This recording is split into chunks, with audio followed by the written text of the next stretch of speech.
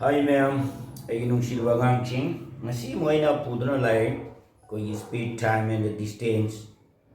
ꯍꯥꯏꯔꯤꯕ ꯀꯣꯏꯁꯟꯁꯤ ꯖꯤꯗꯤ SSC GD 2021ꯗ ꯍꯪꯈꯤꯕ ꯀꯣꯏꯁꯟꯅꯤꯀꯣ ꯑꯗꯣ ꯑꯗꯨꯝ ꯌꯥꯝ ꯁꯣꯔꯠꯀꯠ ꯍꯥꯏꯒꯗ꯭ꯔꯥ ꯑꯩ ꯑꯗꯨꯝ ꯇꯦꯟꯅ ꯍꯣꯠꯆꯥꯕꯁꯨ ꯍꯣꯠꯂꯛꯀꯦ ꯁꯥꯡꯅ ꯑꯅꯤ ꯊꯣꯛ ꯍꯣꯠꯀꯦꯀꯣ ꯑꯍꯥꯟꯕꯒꯤꯁꯤ ꯈꯤꯇꯪ ꯅꯣꯂꯦꯖ ꯂꯩꯕ ꯈꯪꯕ ꯃꯤꯅ ꯖꯛ ꯂꯥꯎ ꯑꯗꯨꯝ ꯍꯣꯠꯅꯕꯒꯤ ꯃꯔꯝꯗ ꯑꯩ ꯑꯗꯨꯝ ꯍꯣꯠꯂꯛꯀꯦꯀꯣ ꯌꯥꯝ ꯂꯥꯏꯕꯗ ꯑꯍꯥꯟꯕꯗ ꯗꯛ ꯂꯥꯎꯅ ꯑꯩꯈꯣꯏꯅ ꯈꯟꯒꯗꯕꯁꯤ ꯀꯣꯏꯁꯟꯁꯦ ꯑꯩ ꯄꯥꯔꯒꯦ A man walk 600 meter in a 5 minute is speed पुथोइबनी इजाइबनी इन किलोमीटर अहमद सुगुंबा अंकसिंगसी यूनिट येंगदबनीको यूनिट ची करमबदा लेगेन अखोय हाना खंगदबनी यूनिट टू खंगदना होटबदी यारोय यूनिट से खंगदबनी मोय पिरामिसी मीटर आइबनी 600 मीटर सी माना पुथोइनी किलोमीटर नि सी कन्वर्ट तौगदबनी अदुदुना मागी डिस्टेंस से क्यानो खंगदबो डिस्टेंस से d एना दमगे सी क्यानो 6 मीटर टाइम से क्यानो T 5 minute है सी मसाई 600 मीटर जिना चटपद मसाई स्पीड से क्या चंगे हमने वॉक तो वो जी मार्क्स 5 मिनट चंगे ना अदुई तादी मासी स्पीड तो बुथो है बनी किलोमीटर तो ऑन तो है अदुई तादी कोई ना स्पीड बुथो क्या है तादी कोई फॉर्मूला क्या ले रहे स्पीड बुथो क्या है तादी डिस्टेंस बाय टाइम है बनी सिरा तो मकोई ने ये ना चाहिए स्पीड से क्या नो ये अहमदा डिस्टेंस से क्या नो d से 6 मीटर टाइम भी क्या नो 5 मीटर 5 मिनट 5 मिनट सीजे सुमाइने ले ले अभी माने किलोमीटर दा पुथो हाई ना 5 मिनट के 5 मिनट किलोमीटर दा पुथो हाई ना अखोइना कइदोगेदगेबो अहमदा अखोइना दकलाउ सी येंगगदमने कइदोगेदगे हाय मतमदा 600 सी अखोइगी किलोमीटर दो तो क्या तारी 1000 ना डिवाइड तौबने 600 divided by 1000 into no sorry into not kilometer लाने डिवाइडेड बाय 5 मिनट आइबनी 60 मिनट ना पुंग अमने आवर ने अदुई तर 1 आवर ने अदुई 5 ता क्या ना केदोरने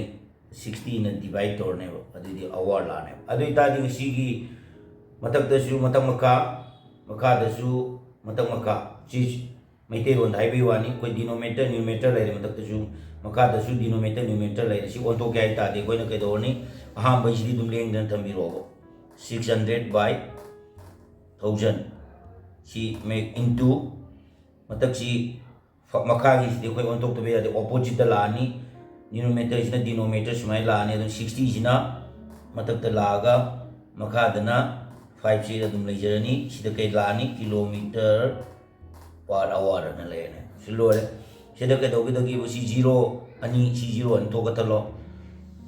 सी 0 नि कतलो सी 0 जिमा सी 0 को अदे तादी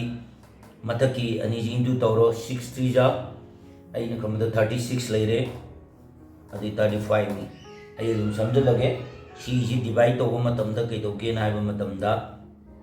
असाई क्या तारे क्या तारगे ना हाइबा मतमदा 7.2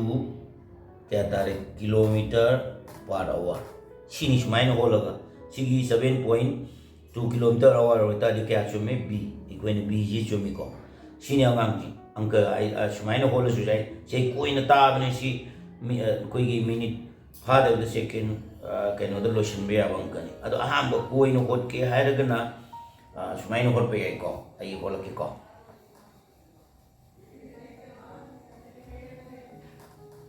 कोई न होट के हायरगना न कोई न जानता न होट के हायरगना याम लाई बि द होट के हायरगना मतंग मतंग अदुम चिरो सामाने अदुबु कोई की खंगबा मखा पोलिको कोई न होटबा मतमदा कुमाई होट कदगे हायबसी सी अहमबा याम लाइन होट के हायरगना मा पिरम जैंग सायरे डिस्टेंस से क्या नो स्टेदे दुम होलगे 6 मीटर नि 6 मीटर जी ꯑꯩꯈꯣꯏꯅ ꯀꯤꯂꯣꯃꯤꯇꯔꯗ ꯄꯨꯊꯣꯛ ꯍꯥꯏꯕꯅꯤ ꯑꯗꯨ ꯑꯣꯏꯇꯥꯔꯗꯤ ꯀꯃꯥꯏꯅ ꯍꯣꯠꯀꯗꯒꯦꯅ ꯍꯥꯏꯕ ꯃꯇꯝꯗ ꯀꯤꯂꯣꯃꯤꯇꯔꯗ ꯀꯟꯚꯔꯠ ꯇꯧꯔꯁꯦꯕ ꯑꯩꯈꯣꯏ convert to kilometer convert to gaya targadi si kaya no wala ni haiba matamda 600 sida divided by 1000 si kilometer la ni si zero kakro adai ta di ikoina 6 ta 10 divide to targadi si di ko 0.6 ana laido samane 0.6 ta kilometer si ta second si lai second time se kya no piramide 5 minute adu targadi convert to hours to convert to targadi kya lani 60 na divide or neba 5 into 60 ko sai 5 sina 5 to 60 na divide or neba si 60 adu tadi 1 by 12 tarmani 1 by 12 I will 5 sina 60 the card 12 me other 1 by 12 later me hour la ni ai soi tamani si hour la adu tadi koi gi niyom mi matu ina no si khang taraga di formula put to pala se sumai no hotu or camera mamang ge to mai no camera distance to kai ta no speed to kai ta di sorry speed to kai taraga di koi na te do ga the speed to kai ta di distance by time adu tadi distance se kya no so the d se kya leg re aikoina 0.6 kilometer adu targadi time ji kya no hai targadi 1 by 12 hours so inga sai hai gi do ke do gora ge hai matam da dino me makha da le ri matham makha le ni na matak om da bhot kai on to kai targadi makha sin matak tu na dum makha le ora ni adu targadi 1 ji 1 tam da su yare 0.6 into 12 kilometer hour ani into 30 kya आता है 7.2 kilometer hour sini answer same I have b sini angang tari se